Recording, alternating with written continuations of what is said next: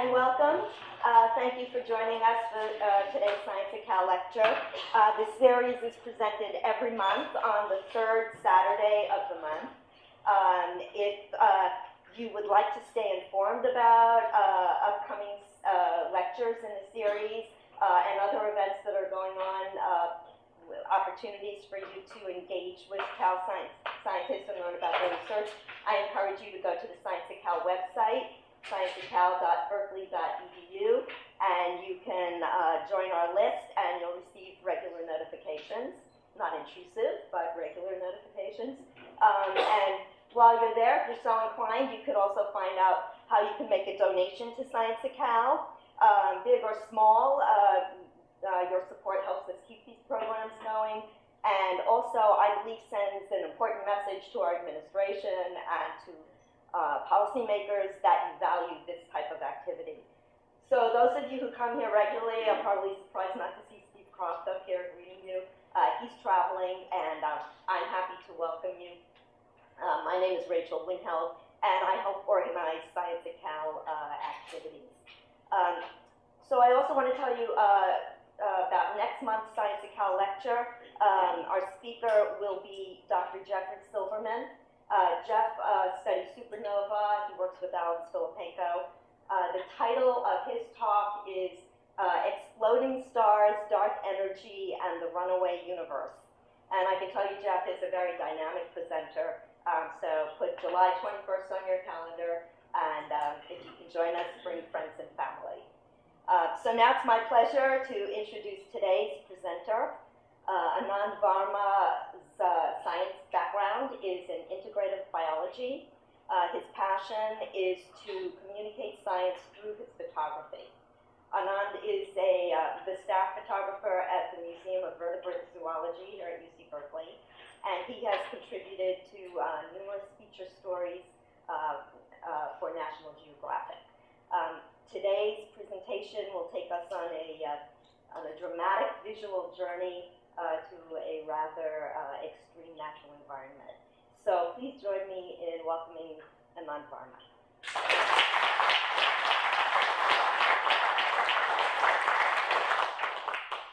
Thanks, Rachel. Can everybody hear me okay? Mic sounds all right? Well, thanks. So, yeah, my story is a little bit backwards in that I started working for National Geographic before I ever wanted to be a photographer. Whoops, probably shouldn't go to sleep. So I was a student here at Cal in the IB department, and pretty set on going to graduate school, studying marine ecology.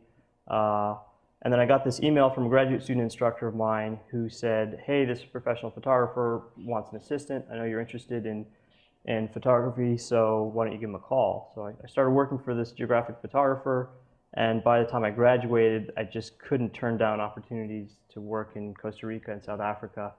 And I found that photography allowed me to work in a lot of different fields and explore a lot of different topics and still get to learn cool things about natural history. So I applied for a Young Explorer grant from National Geographic to go to Patagonia. I've been interested in going to Patagonia for many years, and I wanted to explore a topic that hadn't gotten a lot of attention. I was familiar with these images of glaciers and of cowboys, but from a natural history background, I thought, well, what does this place have to say in terms of ecology? I was always interested in landscape ecology questions, why landscape looks the way they do, and so I decided to travel to northern Patagonia, which has the strongest rainfall gradient in the world. And what that means is we'll move from Valdivian rainforest, temperate rainforest like what you see here, to desert in a very short distance. And so water plays a very interesting role in this landscape, and I decided to follow that water along a transect by exploring the wetlands. So what you'll see here today is not really a scientific survey, it's a visual exploration, but I'll try to talk a little bit about the science behind the images you see. So what we have here is a valley, a glacial valley in the Andes. This is the Rio Frias, and this whole broad valley has been carved out by the Glacier Frias. And when rain falls in this valley, it collects in the basin and this volcanic clay is very poorly draining soil. So it traps that moisture and it keeps this valley floor flooded. And that's what allows that wetland to form. The local term for that is majin. It's a Mapuche word meaning muddy place. So it's really a very broad definition. This is another glacial valley, and you can see where the wetlands are by these lighter green areas. The reason they're a different color is that that flooded soil really prevents trees from growing, but it attracts a whole subset of species that really thrive in that flooded environment. Like this juncus, this is a rush. And so this is a plant that only lives in those flooded soils of wetlands. And what you see here is the flower of that plant.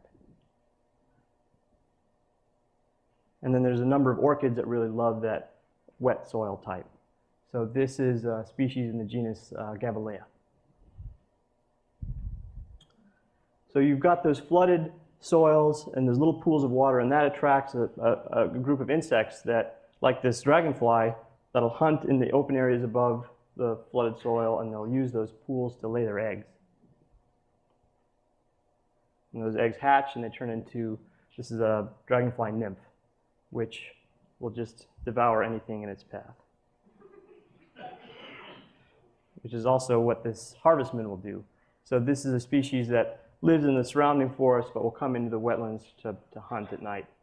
Related to spiders, but a different group of arachnids, like the daddy longlegs we see here. And so you've got that specialized plant community that's attracting an insect community, and that insect community is then supporting predators like this painted tree lizard.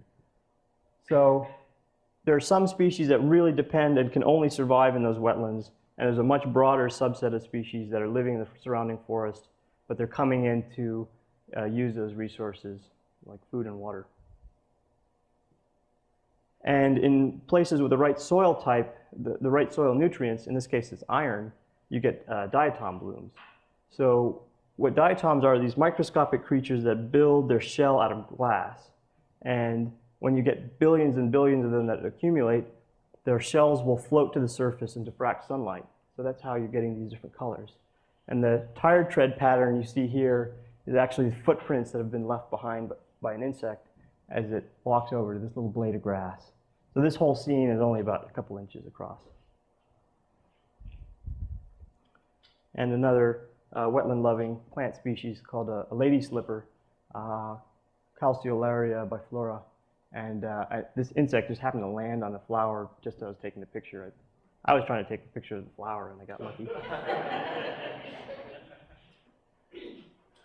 So these montane wetlands, another glacial valley, they get their water from both rainfall and glacial runoff. And these habitats are sensitive because they're depending on water from a relatively small basin. So if someone were to put a road into this valley or divert water for a mining project, it's very easy to disrupt the water balance in that system and dry up the wetland. This part of the Andes doesn't really have much development projects, so the major threat is climate change, which is going to melt those glaciers, and it's going to change rainfall patterns in a way that'll affect this habitat. And then one particular subset of wetlands that's especially sensitive to changes in water balance are peat bogs. So again, you're looking for a difference in the texture or color in the landscape. So this area right here is the peat bog. And what's special about these habitats is that there's something about the soil chemistry that prevents the degradation of organic material. So you've got this plant community that's dominated by sphagnum moss. And as that moss grows on top of each other and dies, none of that stuff breaks down. And so you get these really thick layers of peat moss, and it's actually acting as an atmospheric carbon sink. And so there's a study by the UN that suggested back in 2007 that 10% of our CO2 in our atmosphere, or 10% of greenhouse gas emissions could be offset just by restoring and protecting peat bogs worldwide. And what happens is if the rainfall patterns change and not enough water flows into this basin to keep that soil saturated, the peat moss starts to, as long as that soil is not saturated, it can start to degrade, and these peat bogs will go from carbon sinks into carbon sources. So this is a closer view of this red stuff is peat moss, and this is an endangered cypress called Pilgrodendron uviferum. This is just a little seedling. And this is a species that used to be much more widespread, but it was cut down because its wood is very rot resistant, so it's very valuable wood. And now on the Argentine side, it's only found in these peat bogs. So that was Valdivian rainforest in the west margin of Patagonia. If we move just 35 miles east of there, rainfall drops from 4,000 millimeters of rain to 400, an order of magnitude. And that's not enough water to support forests. There are a few trees, a species called maiten that's adapted for living in the wetland. There's some of that, but for the most part, the surrounding landscape is starting to transition into steppe. And so this little band of habitat between the mountains and the true steppe is called the ecotone. It's the ecotone. It means transition. And in this case, it's a transition from the wet forest to the dry steppe. And so you'll get diversity from both wetland species as well as steppe species. So you can again see a little bit of a contrast between the very dark green, where this lush grass can grow in this flooded soil, and this crusty yellow stuff on the outside. And the process for forming this wetland is the same. This is an old glacial valley, poorly draining soil that traps up moisture. If you were to walk around the margin of this, you'd find these little burrows about 4 or 5 inches across. But it would be difficult to see the animals that create them because these tuco-tucos are very shy animals.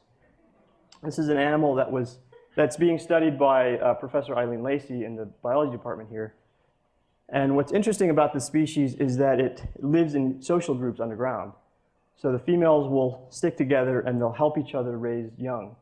And one of her ideas about why that happens is that they're restricted to such a small range. There's just not enough habitat available for everybody to go it alone. So there's a trade-off between staying home and giving up some of your own reproductive potential to help out your relatives versus going out on your own, but maybe not having a place to make a burrow. Question. Yeah? How big are these communities? Hundreds? Communities? Oh, no, actually maybe half a dozen. Okay. Yeah, they're not very vast networks. It's not like the ants. No. And it's not as extreme, the partitioning of reproductive potential too. So most of the females will reproduce. It's not like there's a queen and helpers. And if you're lucky, you'll find nests of this rufous-backed negrito. This is a flycatcher that builds its nests hidden in the vegetation of the wetlands. And Patagonia has its own species of leaf-cutting ants. And like the tuco-tuco, it's not actually living within the flooded soil. It can't really build burrows when there's water in the soil. So they'll live in the steppe and the surrounding area and then march in to collect this lush vegetation. And the cool thing about leaf-cutting ants is they don't actually eat the leaves. They'll cut the leaves and bring it back to the burrows, and there's a whole separate caste of ants, the same species, but they're a different group that will specialize in cultivating fungus on that leaf material. So the ants are eating the fungus, and they're partitioning the labor between harvesting and cultivation. And you'll find tarantula hawks like this one. So this is a wasp, and it's actually a very diverse group of wasps. You'll find them here in the East Bay too. And what they do is they hunt spiders. And rather than just killing spiders and eating them, what this one has done is it's stung it and it's paralyzed that spider. This is a little wolf spider, maybe 3/4 of an inch across. So it paralyzes the spider, it drags it off, buries it underground, and lays its eggs inside. And so those eggs will hatch and then eat the spider. And since it's paralyzed, the spider's still alive and it won't rot. And so it stays fresh while the babies eat it from the inside out.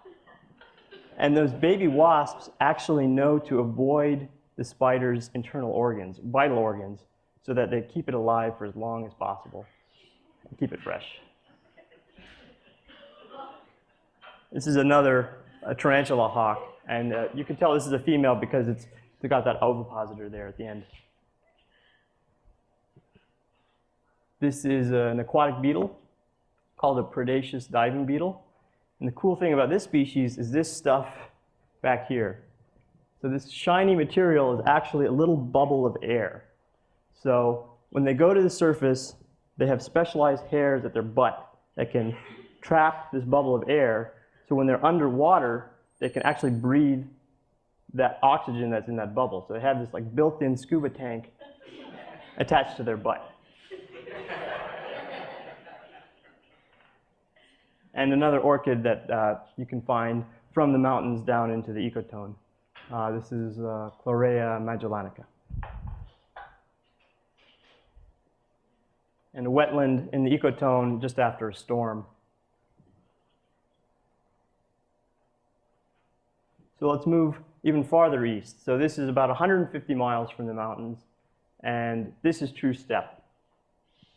So this is a region that gets about 150 to 200 millimeters of rain a year. So that means about half of what the ecotone gets and 1/20th of what the rainforest gets. And you'll find a similar diversity to the ecotone. The difference is there's a much stronger contrast between the wetland, this green stuff, and the surrounding environment, the steppe. And you can see throughout, as the year goes on, the water in the wetland starts to evaporate and it leaves these bathtub rings of minerals on the edges. So there's very little surface water in this at this point, but there's a lot of water below the surface, so it's like underground rivers of water. If you want to find a spring, if you do want to find some surface water, then you look for this plant. This is a monkey flower, a mimulus. And they grow around seeps, so where the groundwater has come to the surface. And there's very little vegetation that you can eat in the steppe. I mean, there's not enough water to grow tomatoes or anything like that. All of that has to get shipped in. But ranchers will actually collect this and chop it up with vinegar and salt and make a salad out of it. And you'll find toads like this Bufo spinulosus that hang out by the springs at night as well. This is a rock viscacha related to chinchillas. And they live out in rocky outcroppings next to wetlands. And they'll come down at night to eat and drink out of the wetland. So again, another species that's not restricted to those wetland habitats, but still really depends on those resources. And you'll get some areas that collect enough water to stay flooded for a longer chunk of the year, and those areas are really important as bird nesting sites. So this is a coot nest, and that bird has used this aquatic vegetation to build a floating platform for its eggs. And then when those lagoons dry up, they leave behind all this salt. And there's only one species of grass that can survive that really salty soil that's left behind. That's the stickless grass. And you can see the vegetation starts to get pretty sparse in those areas that have that salt deposit. Excuse me, I mean, Sure. it's a long way from the ocean. Where's the salt coming from? Well, there's salt in the soil. I mean, there's salt in all of our rock, in our soil. So that's where the salt in the ocean comes from originally, is as water weathers rock on the landscape, it's transporting those minerals down to the ocean. Problem is, if the water doesn't actually reach the ocean, it'll dissolve the minerals that's in the soil, collects it, and then as it evaporates, it leaves it in these little So you've got islands. a salt pan in the middle of the... Basically, yeah. But it's not just those native species that are depending on the water and food in the wetlands. I mean, this is how ranchers make a living. I mean, this is what the sheep and cows are depending on as well. So what you have here on the left, this is wetland. This is the green stuff. On the right, this is steppe, and this is where you see all these lumpy shrubs. This has 10 to 20 times more food, more productivity than this. So the value of the land really is based on the size and quality of the wetlands. And more so than cows, it's really sheep that are driving the economy in Patagonia. So wetlands are crucial for raising sheep out in that dry environment. And when there are too many sheep, when that land isn't managed really carefully, you end up with this. So this was once a wetland, but through a process called desertification, it has dried out. So what's happened is, remember how I said that clay soil is maintaining the moisture and it allows those grasses to grow? Well, the grasses are in turn stabilizing the soil. Those roots are keeping it in place. So if you strip too much of that vegetation away, it becomes very vulnerable to wind and water erosion. So once you have channels that are cut by that wind and water, the water that's left in the soil that's been trapped there starts to drain out, and you get this positive feedback cycle that's very difficult to reverse. So this is not something that just happens overnight, but once it gets going, it's really hard to turn it back. So another view of that same valley, and all that's left are these unpalatable plants called chukiraga, and you can see, the wind and water has just blown everything else away, except for where the plant has stabilized the soil. So this was my Young Explorer project. I left Patagonia with these images in mind, and it's kind of depressing to think, well, here's this process that's affecting a huge part of Patagonia. I mean, the majority of Patagonia gets less than 300 millimeters of rain a year, and it's starting to look like this. And you can't just ban sheep. I mean, sheep are such an integral part of the culture, of the economy. Nobody remembers what this landscape looked like before there were sheep. So what can you do about it? What's the solution? I didn't really have a good answer to that, but what happened 6 months after I left was this volcano erupted. This is the Pujewe Cordon Cauge volcanic complex, and it erupted on June 4th of last year. And this happened just west of the region I was working in. It was dumping ash and rock all over the places I had visited. I didn't know what that meant for wetlands. I didn't know how that connected to my project, but I knew I had to go back and just see what happened. So another view, a close-up shot of that vent. So in the immediate area around the volcano, the effects were very obvious. I mean, the trees had all died. There was 8 to 14 inches of rock and ash that was covering the ground. The interesting thing is a lot of the ground cover actually survived. So this is an area that had been excavated, and these plants were green 7 months after they were covered with rock and ash. And the reason that happened was that volcano erupted in South America's winter. So these plants were all covered in snow, and they're evolved to have this dormant period while they're covered up in the winter. And so the ash came down on top of the snow melted, and the plants were just hanging out waiting for sunlight. But what I was interested in was not just what happened next to the volcano. I mean, I'd worked hundreds of miles away. I wanted to know what was happening to those places I'd visited. Well, remember that cute Tuco Tuco, they were having a bad year. So this is a female that's losing hair because she doesn't have enough food to support lactation. So she's trying to raise her young. She doesn't have enough food, and so she's shedding hair.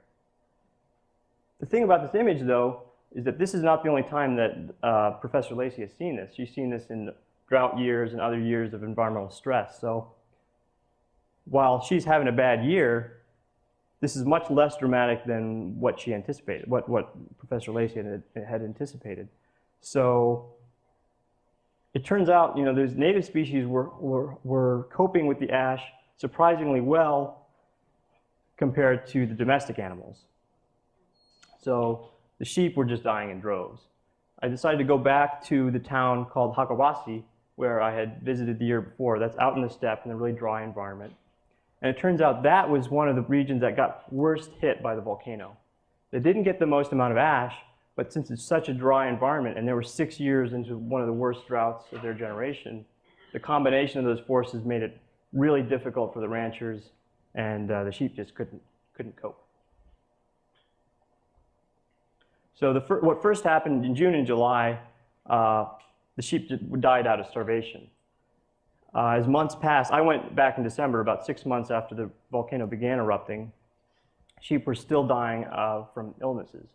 So at this point, the ash has started to disperse. There's grass available, but they were stressed enough from that process that they were dying from other diseases. And the sheep that didn't die, their wool was so contaminated with ash, it was much less valuable to the ranchers. So the ranchers have half as much sheep, and the wool that's left is worth half as much as it would in a normal year. So this is the owner of the ranch that I visited. Her name is Carmen Crespo, and she is bottle feeding a lamb that's lost its mother. And she's sitting on sacks of feed. So this is really the key issue in Patagonia, was that there's no such thing as a feedlot. Everybody depends on the wetlands to feed their sheep. She's 67 years old, grew up on this ranch, has never had to buy a bag of feed. So it's not part of the budget. And it's only the people like her who have a large enough operation that they had some buffer in order to go out and buy things that were able to have any options at all. All the smaller ranchers they were out of luck. So this is Carmen again holding that same lamb. And behind her are all the lambs of the year and their mothers. And the reason that they're in this corral rather than out grazing in the fields is that half the sheep died and all the introduced European hares died from the ash, which meant that the predators in the landscape had nothing left to eat. So the foxes were getting hungry and really desperate, and so what normally would be a manageable loss to foxes was becoming unmanageable, and she had to keep them next to the house and feed them grain and alfalfa even after the ash had dispersed from the field. So there's food available out there, but it's too dangerous to let those lambs out. And so she's having to continue feeding them. A little makeshift pen there in the barn. And so she has the help of one gaucho, one cowboy. So in the morning, they're feeding all the lambs and their mothers. So what ended up happening is she couldn't afford to keep feeding all of those animals. So she fed them as long as they could and then released all the moms back out into the field. And that happened a month earlier than in a normal year. So those lambs were separated from their mothers a month early. And she was worried about them getting stressed and sick, so she's injecting vitamins into them. And what happens is after a couple of injections, that syringe gets clogged with blood and skin, so she's cleaning out the syringe with her teeth. And here she is moving sheep from one paddock to the other. Patagonia is already a dusty place to begin with, so this ash from the volcano wasn't helping the situation. And this is Julio, the gaucho. He's on his weekly patrol of the ranch. And all of that white stuff in the background, that's that volcanic ash that's being blown around.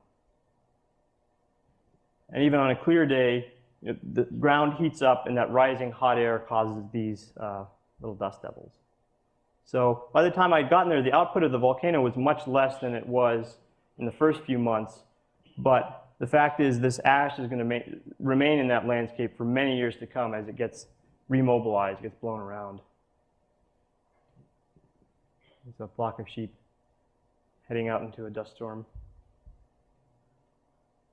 And this is Julio taking a break for some mate after a day out in the wind.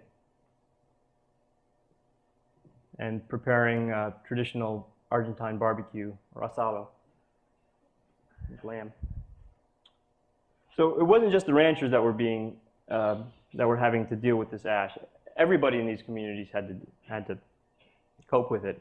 So this ash is all it is basically ground up bits of glass, and that glass gets in your eyes and in your lungs, and it causes infections. And this little town out in the steppe doesn't really have the medical resources to deal with the effects of the ash. So the government actually sent these mobile health trailers.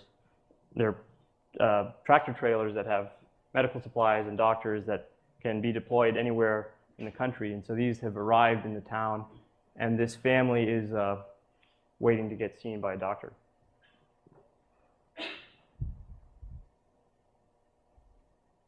This is inside one of those trailers.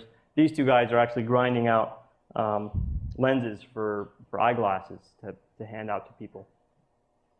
And it's kind of funny because getting a pair of glasses here in Berkeley, you go for an eye exam and they say, okay, we'll get back to you in like 1 or 2 weeks, and they send it off and it takes 10 days.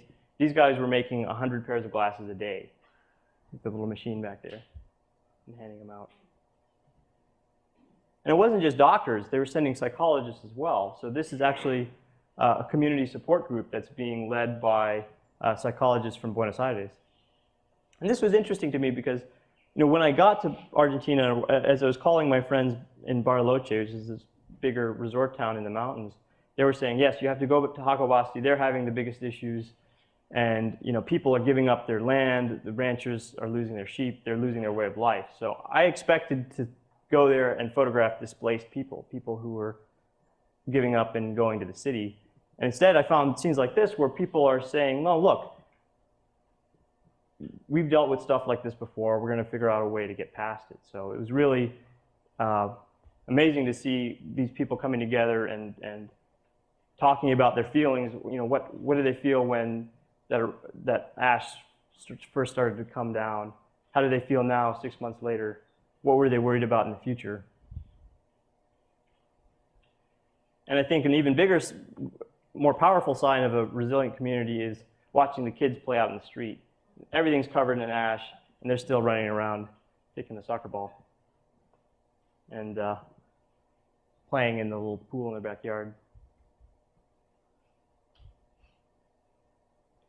And this is an interesting image. So I was riding in the passenger side of this water truck, and they're using water to try to fight the ash. They're dumping it every day on the unpaved streets to keep the ash from kicking around. But again, as I said, this is 6 years into the worst drought that anyone has seen, and they're dumping 100,000 liters of water on the street every day. And that water just evaporates by the next morning, and the ash keeps coming down.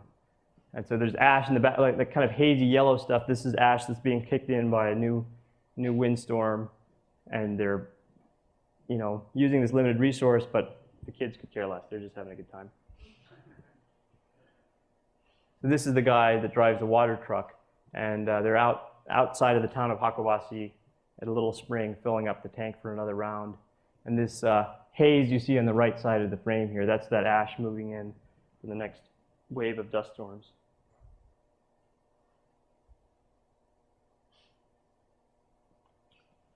So this image is actually kind of what ties this volcanic eruption back to my original project on wetlands. So this is that same wetland in the steppe, and all of this white stuff you see here, that's the ash that's come down. So the first few months, none of this would have been green. It would have been totally covered, but enough has been blown off. You can start to see the grass. And this ash has an interesting property where it allows water to percolate through that layer, but it prevents water from evaporating out of the soil. So it's actually putting this protective moisture barrier on these wetlands. So what you have is this ash has taken out 1/2 to 3/4 of the grazing pressure, and then it's added this protective moisture barrier. So it may be the best chance for these wetlands to recover. And this kind of reminds us, I went down thinking, here's this catastrophic singular event. What does that mean for the future of Patagonia? What is this going to change? What does this mean? But you look at the Andes, and it's all volcanoes. This landscape has been shaped by volcanoes for millions of years, and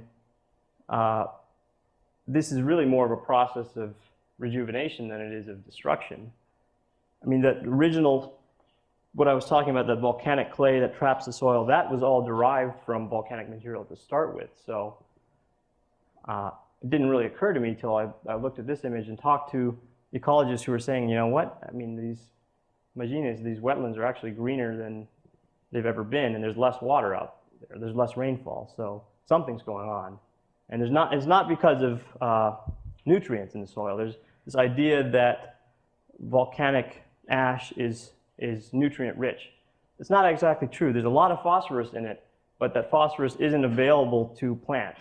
It's inorganic phosphorus that has to be weathered over many hundreds of years, many thousands of years before it's available. So in the first round, it really has to do more with that water retention than it is as a fertilizer. And another way to sort of visualize that process, let's see. So this is an image in early 2011, a NASA satellite over northern region of Argentina. So this isn't Patagonia, but it kind of illustrates the same thing in the Pampas. You know, these are all little point sources of dust, and this is, you know, wind blowing dust out into the Atlantic Ocean. This is an image that was shown to me by the Nature Conservancy when they were talking about the consequences of overgrazing and desertification. And, you know, I look at that, I think, that's kind of a one-way trip, you know. That soil, that topsoil, that's not coming back. But then you look at the picture of this, and that's Pujehue, and that's putting all that stuff back. So that I thought was an interesting sort of cycle there. And again, you can sort of see, you know, this is that really wet rainforest on the west side, and you can see just as it hits the mountains, it drops all its moisture, and this is all very dry. So I wanted to end with just a couple of pictures from kind of behind the scenes of what my fieldwork looked like. I think I talked super fast, so I haven't quite hit an hour yet, but so this is a camp I made a couple of miles away from the vent. I originally had poles, but they were just too heavy, so I dumped them in the forest and kind of made a little tarp burrito instead. And I knew this ash was nasty stuff. I didn't want to breathe it, and so I took this respirator down with me. It's not really fun to sleep with, though. And I got caught in this dust storm on my way out from the volcano.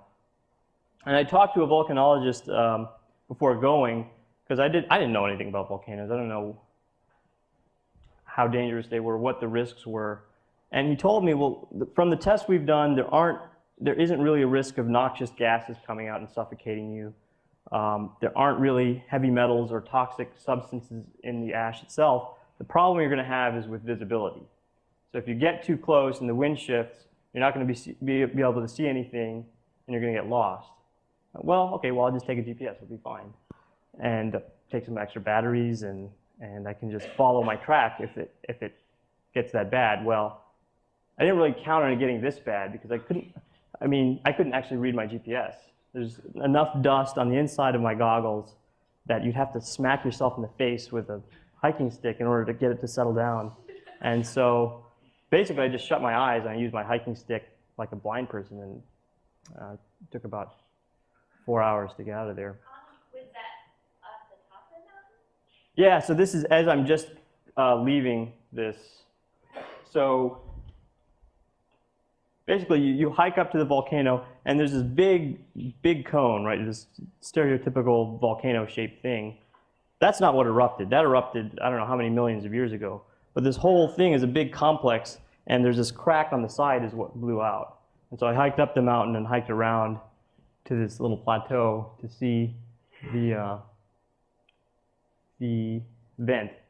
And then I was kind of hiking back around, and that's when the wind shifted. And it wasn't actually the ash coming out of the volcano that was an issue. It was the ash on the ground. This is all ash here. This is all ash that's been caked up with some moisture. It's ash on the ground that got blown up and remobilized. And so this is just as I'm coming out of it. So this is actually much more visibility than I had as I was hiking. And the picture was taken by a couple of German tourists that I found hiking into the ash cloud. And they didn't have goggles, they didn't have a respirator, and they're kind of like, so where's the volcano? And I said, they had looked at a map and they thought the main cone, which is only half the distance, was what was erupting. I said, no, you're going to have to go through another 4 hours of this mess to get to it. And you're not going to be able to see anything anyway, and you can't really even appreciate that it's a volcano until it's night when you can see the glow of the lava. And they hadn't brought, and there's no water up there too, so you have to bring all your own water. So I convinced them to turn around. And we're hiking down the mountain, I see these 3 other guys walking up. And there's one guy has a bandana over his face, and they have sunglasses. And I'm like, oh great, more tourists that are going to get themselves killed. And so I'm lecturing them about, like, this is hell, this is the worst conditions I've ever been in. And they're all kind of smiling and clearly not taking me seriously. And I finally asked them, like, what are you guys doing here? And they said, oh, well, we're volcanologists, and we're here to take samples from this lava. I was like, well, okay, I guess I can't convince you to not go, because it turns out this kind of eruption is called a rhyolitic eruption. It's only happened 3 times in the last 100 years. And no one knows why they produce that much ash. And no one has much data about these kinds of eruptions just because they don't happen very often. So they were really excited about being able to go up there and set up video cameras to watch the behavior of this volcano and to take some of those samples and map out the lava flow. And I asked them, okay, well, do you guys have masks? Do you have goggles? And they're like, yeah, we have something just like that. But we left it in the truck. So,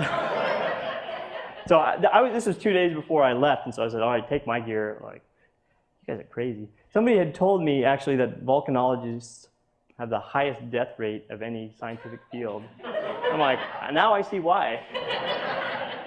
But on top of that, I was like, I really wanted to go with them, though. I was like, why am I finding you guys now? I was out there by myself, like, oh, volcano, this is cool. But I was out of water. I had to catch a flight the next day, and I couldn't have cut it. Because those guys ended up going and like mining snow from under this ash cake stuff. I contacted them a couple weeks later, and they said actually they didn't get much data from that trip because the wind got worse, and they just had to dig a cave and hunker down. So, yeah, crazy volcanologists. And then finally getting out of the ash. That stuff's not fun. So, my original trip, I wanted a way to photograph these wetlands from the air, but I didn't have enough budget to hire an airplane. It cost about $500 an hour to hire a plane. I got a guy to give me a discount for only $250 an hour. I was like, great, I can hire you for 2 hours. And that just seemed kind of risky and a lot of money. So I tried a couple of other options. I hired a paraglider pilot, which is much cheaper, and I thought it would be kind of fun. But you're kind of restricted to very narrow windows in the day and very specific places, only where you have these good updrafts. And so there's one good place near Bariloche to do it, but you get up there and it's fun, and it's like, oh, I want to go over there, and like, you can't do that. So kind of limiting. So I came up with another solution, and I made a little film about that technique, which I'll show you now. I have to just switch out of this program here.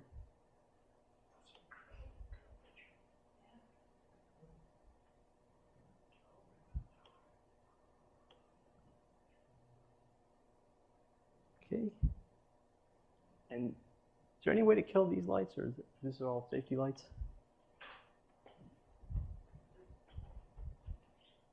I don't want to. Okay, is it fine? I might hit the wrong button there, so we'll just play that.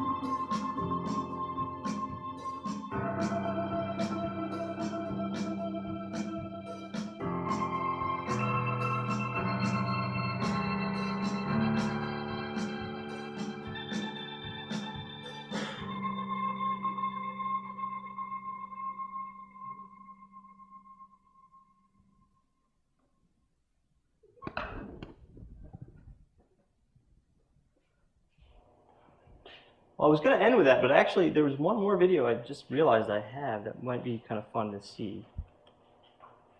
So let me just pull that up real quick.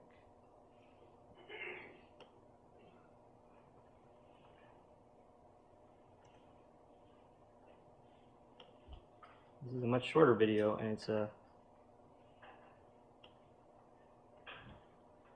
little time lapse I took while I was camping out by that volcano. So this is every 20 seconds for about 3 hours. And you can see the edge of the lava field here, and these little dust devils are just gases that are being released by that lava field. So this looks like a very different kind of lava than what you see in Hawaii. Hawaii has very fluid lava. This is a very crusty stuff. So that's typical of a rhyolitic eruption. Those plumes are lava? The little wisps are little bits of gas that are coming out of the lava field. So all this black stuff is lava, and that's just gases that are being released by it. So the lava flow is really, really slow? Yes. Yes. So, at night? Yes. I'll play it one more time. So this is between about midnight and 2 a.m. So this is all lit by the moon, and so you can see in the corner there's some stars moving.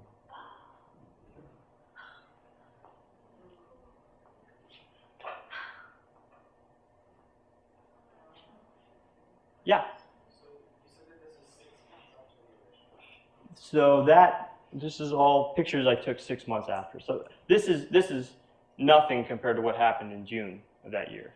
I mean, June was thousands of times more powerful than what you see here. On those ranches, is this that woman and the man, just the two of them? There's no, like, how they keep their livestock rounded up and Long days.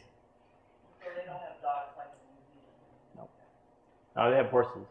And for days when there's a lot of work that needs to be done if they have to go out and bring in all the sheep for shearing. It's not just the two of them that do the shearing. They'll hire 3 or 4 other guys for a weekend to do that. But otherwise, it's just the two of them. Yeah? I love how you spend a lot of time with the community. Can you talk a little bit about how difficult or different it was going from taking photos of plants and bugs to like hanging out with people? Yeah, that was weird. That was not something I was comfortable with at all going into it. I mean, I come from a background where I'm very comfortable photographing frogs and bugs and flowers, but I really don't want to put a camera in someone's face, especially when they're going through hardship and I'm there like I'm on my adventure, like I'm going to take pictures of you having to deal with ash. But, I mean, this was an interesting opportunity in that it was really the people that were much more of the story than the natural history. I mean, yes, there were clearly things that were happening with that landscape, but we won't really figure out those stories for many more years. I mean, this ash that was on that landscape, I mean, it has that property of maintaining the moisture. That doesn't necessarily mean all the wetlands are going to recover. We don't know what's going to happen until another 10 years. So that story became a little bit harder to tell at that point, whereas there were clearly issues that were happening with those communities. What was amazing about those people, I mean, the first year I showed up on Carmen's land, this is a ranch called Estancia Yuquiche, I didn't know her, I didn't know anybody. I drove up to their front door because someone in Bariloche had said, hey, they have cool wetlands on their property. I said, hey, can I wander around and take some pictures? And they don't speak any English. And I don't speak that much Spanish. And so it was kind of hard to explain like what I'm doing there, where I'm from, why I want to take pictures of their machines. And she was kind of suspicious of me at first, and she invited me in for some mate and was surprised that I would even drink this stuff. And so she said, well, you seem okay.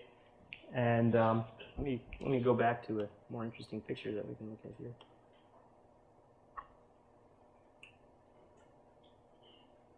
So this is that.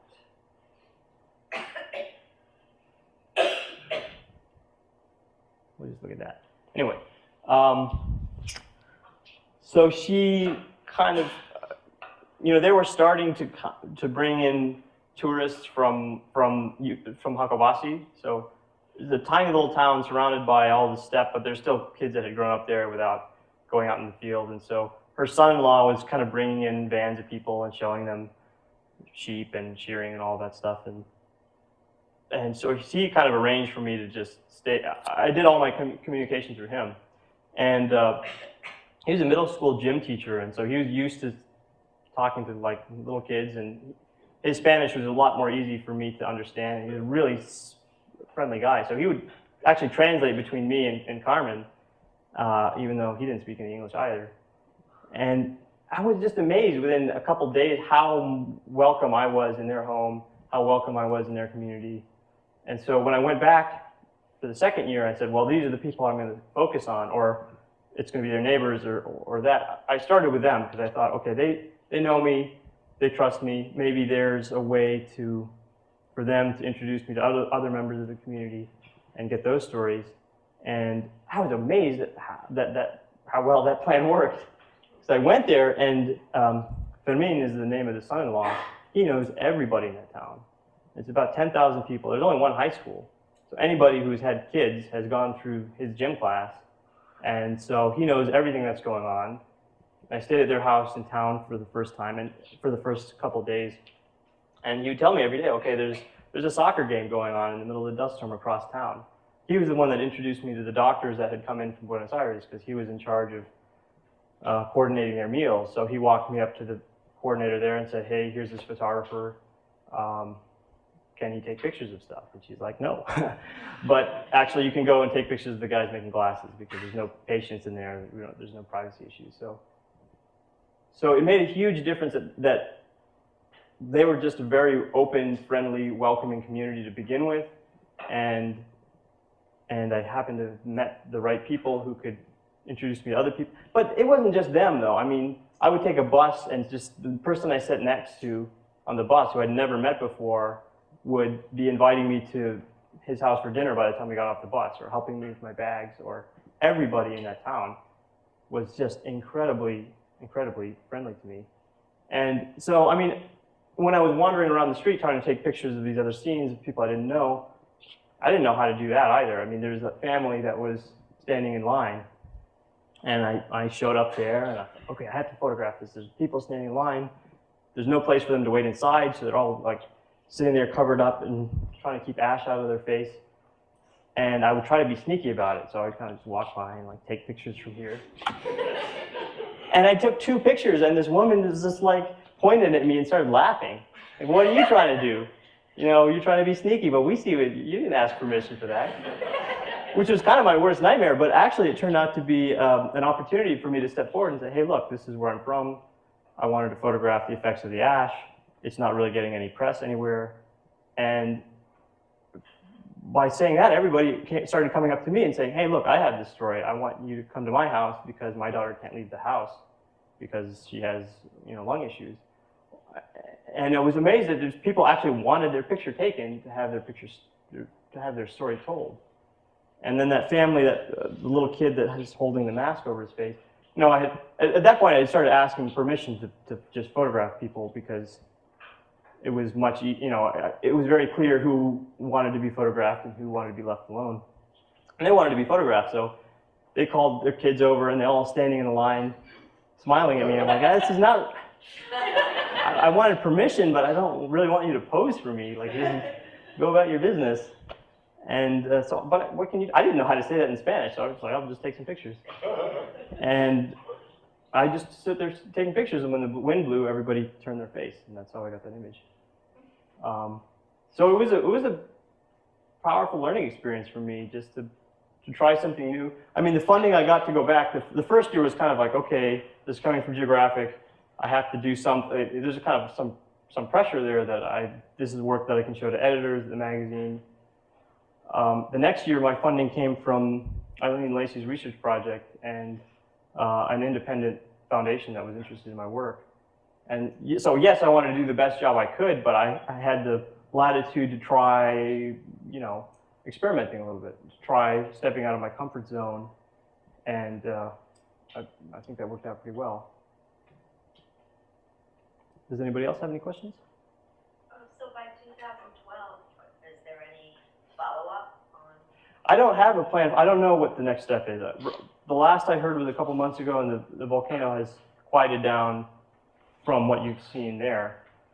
That still, you know, leaves open how long is that ash going to be in the environment? How is this year's, you know, how is this winter gone for them in terms of sheep? So it's too soon for scientific assessment, Yeah, I think the ecological assessments so that excavation you saw where there's dead forest and these kind of green plants, I happened to run into this team of ecologists, again, my last day there, and they were setting up like a 10-year study.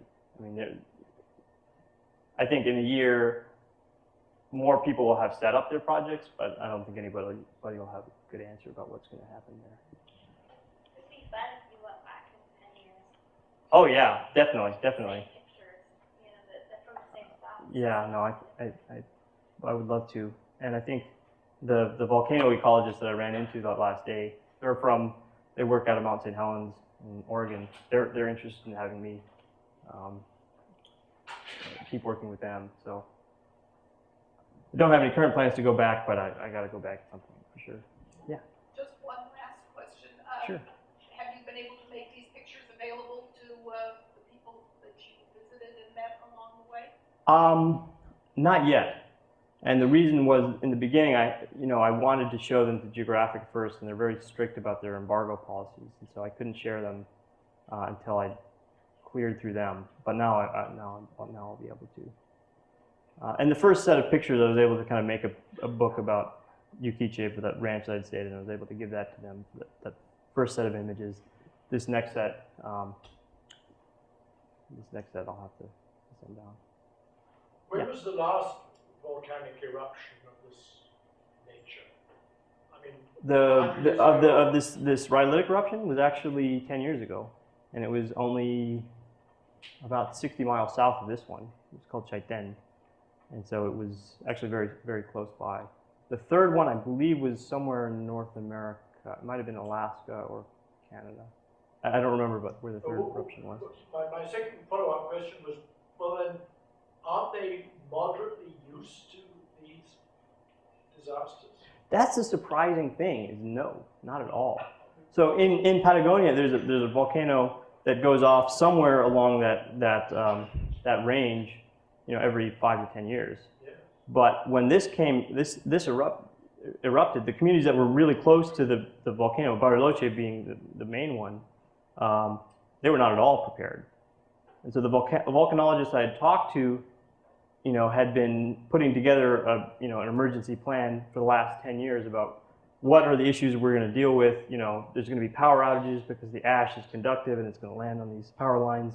Water is going to be a big problem, and our water infrastructure is going to get clogged and damaged. I mean, he knew exactly what was going to happen, and he shared that with the municipality, and he shared all of these flyers about, okay, if something happens, this is what we should do, and they said, this is going to hurt tourism. We don't want to tell anybody about this.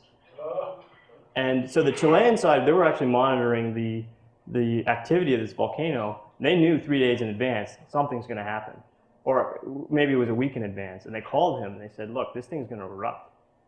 That doesn't mean they knew how big it was going to be and how much ash it was going to put out. And so he shared that information with the municipality and said, again, like, if we start putting flyers out, people are going to panic. So it's kind of, you know, it's like 30 miles away. You know, we're not going to worry about it. And so then there's rock falling from the sky, and people are like, what's going on? They didn't know. So it was surprising. Now, in that community, Hakobasi, that same volcano, that complex had erupted in 1960. It wasn't as much ash, but there were a couple people that had remembered, yeah, we did get some ash back then. And it wasn't to the same degree. There was still some cultural memory of it. The time before that was 1920 of the same one. That was a similar sized eruption, but there's very little record of it. There's some journal that someone had written about a dust storm that lasted many days, but there wasn't the same kind of communication, so there may not have been any way for them to know that, oh, this is a volcano that went off.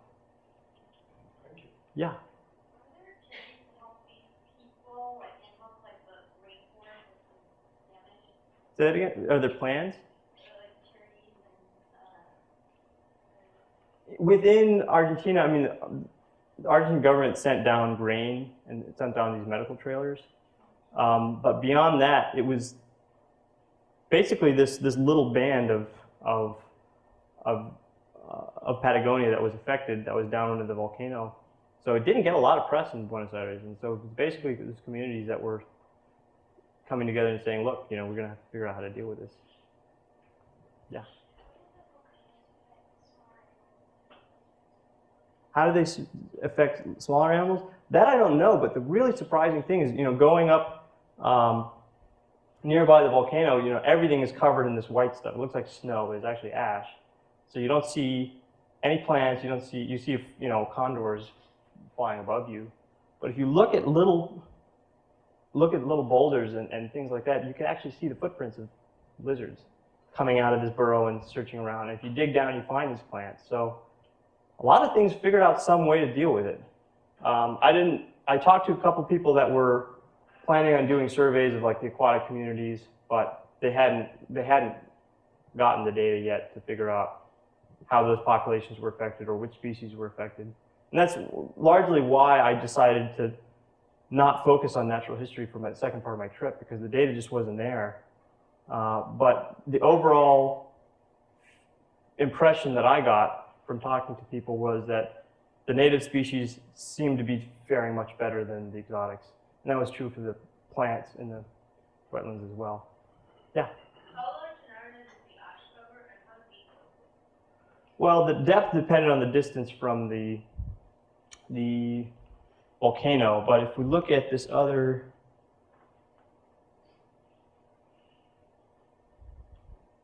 picture here, so that's the Atlantic Ocean, that's the Pacific Ocean. So this is the entire width of South America. The main area that was affected is kind of this little V-shaped thing to about here. So where the predominant winds come from the west, and Hakovasi is like right here. So it was so far from the volcano, but because of those winds, it was getting much more ash than north or south. And it was also in a very dry environment. So that's why the combination of those things meant that that community was getting hit really hard. In this little band here in the mountains, it was between, I think, 14 and 6 inches of rock and ash. Out here, it was more like 2 or 3. But the quality of that ash was very different. So it was much finer. It's kind of like talcum powder out here. So it blows around really easily. It covers everything, indoors and outdoors, and much finer particles. So. About where is Bariloche on this map, please? Bariloche is right about here.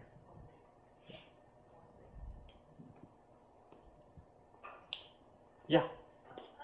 Just thinking, so the farther out that ash, potentially maybe the worse off for people's lungs. Yeah, actually, very much so. It's the smallest particles are the worst.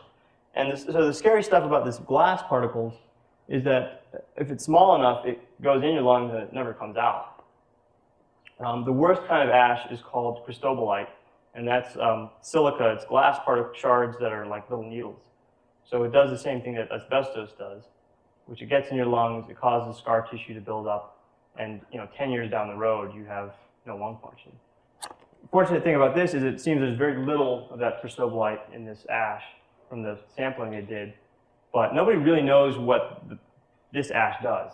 I mean, theoretically, if it's small enough, it could do the same thing.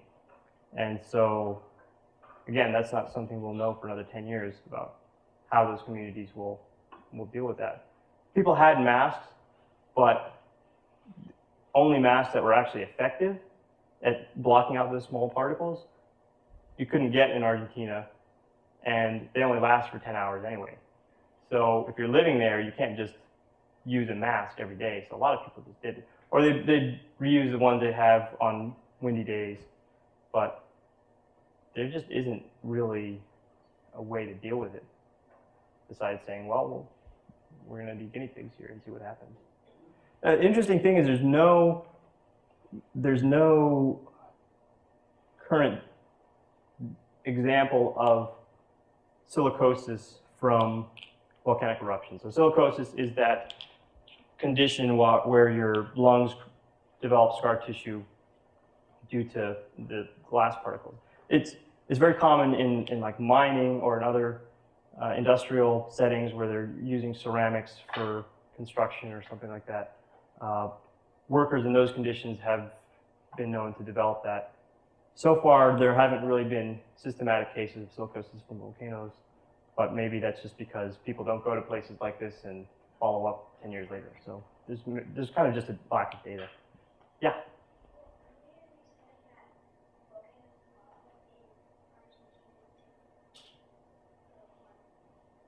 Yeah. That I don't know. And from talking to the volcanologists for the 10 minutes that I met them, they don't really know either. So, I mean, it's different in that the mineral composition is different. So the content of it, that's silica versus other minerals, is different. And the texture of it is different, but why that difference translates to much more ash or different kinds of ash, they don't understand very well. And what they do understand, I'm not really up to date on because I don't know volcanoes very well. But it's a good question. How wide is the land mass? Land mass, I'm not sure exactly, but I mean, this is Pujewe. Hakobasi is about here. So that is about 150 miles.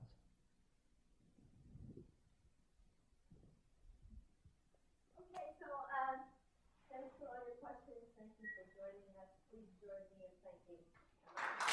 Thank you.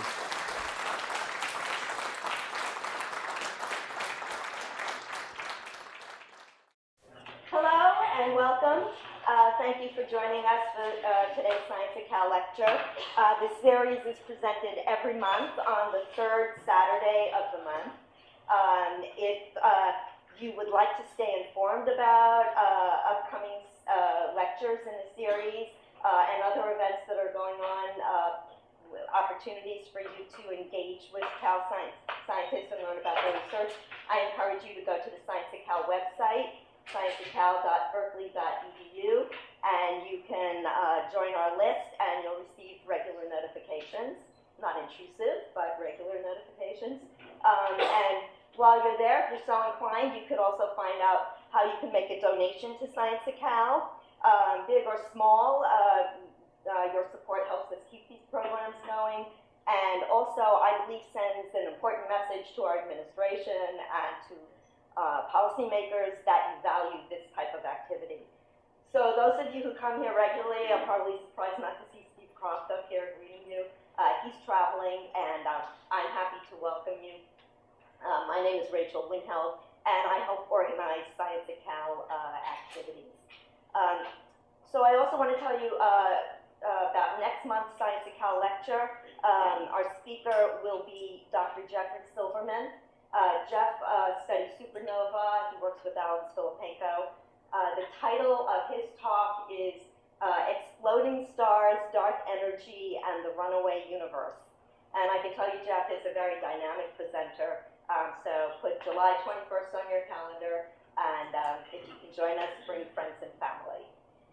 So now it's my pleasure to introduce today's presenter. Anand Varma's science background is in integrative biology. His passion is to communicate science through Flower, and I got lucky. So these montane wetlands, another glacial valley, they get their water from both rainfall and glacial runoff. And these habitats are sensitive because they're depending on water from a relatively small basin. So if someone were to put a road into this valley or divert water for a mining project, it's very easy to disrupt the water balance in that system and dry up the wetland.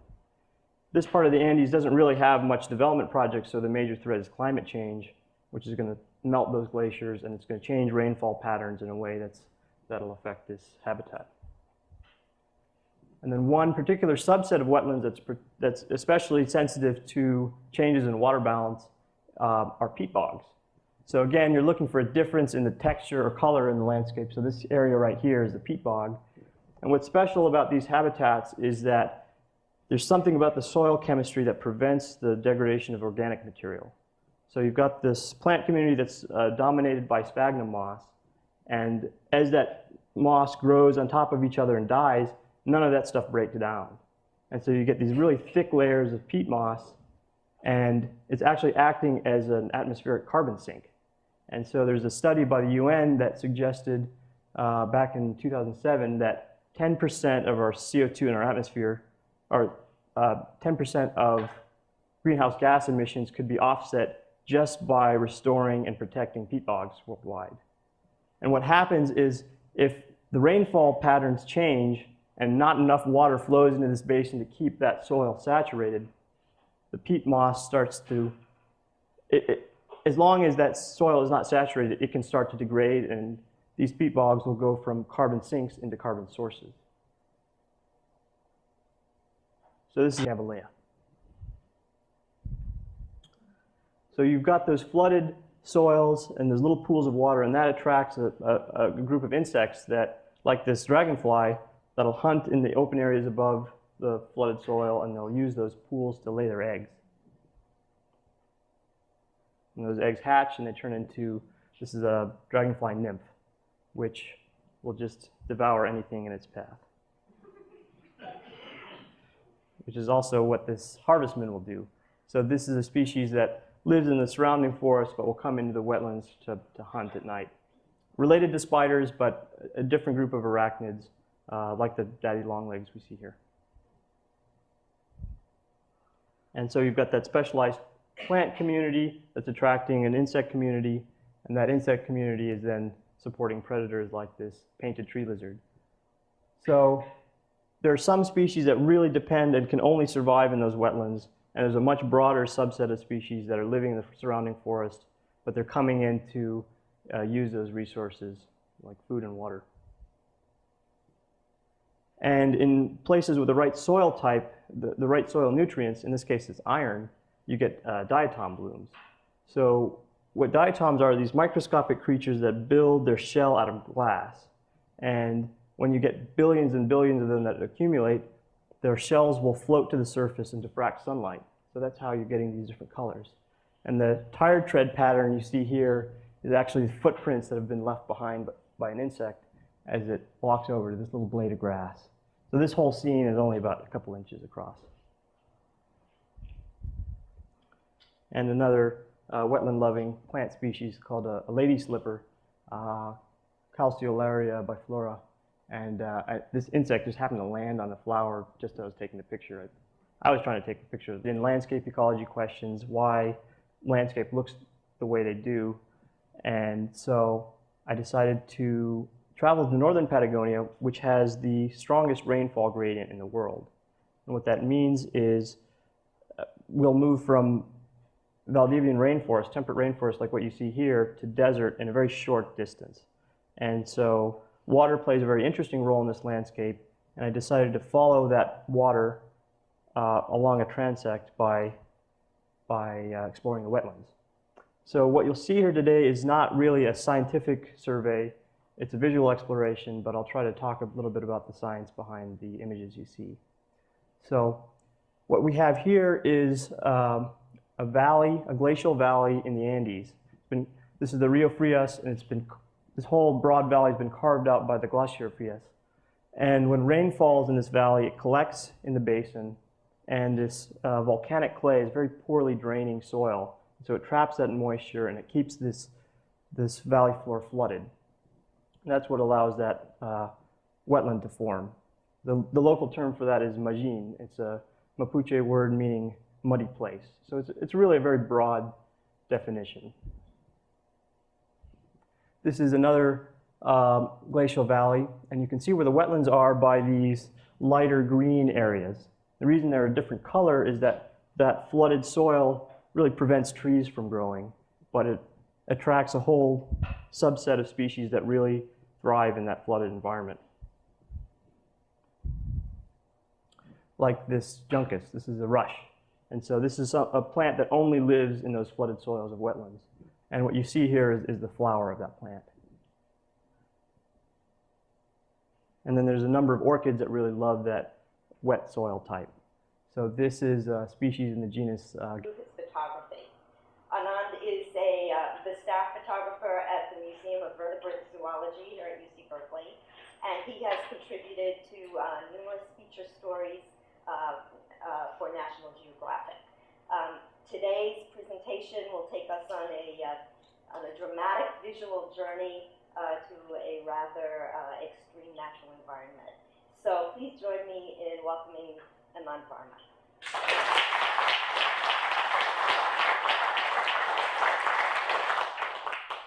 Thanks, Rachel.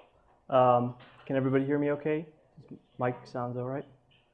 Well, thanks. So, yeah, my story is a little bit backwards in that I started working for National Geographic before I ever wanted to be a photographer. Whoops, probably shouldn't go to sleep. So I was a student here at Cal in the IB department, and pretty set on going to graduate school, studying marine ecology. And then I got this email from a graduate student instructor of mine who said, hey, this professional photographer wants an assistant. I know you're interested in photography, so why don't you give him a call? So I started working for this geographic photographer, and by the time I graduated, I just couldn't turn down opportunities to work in Costa Rica and South Africa.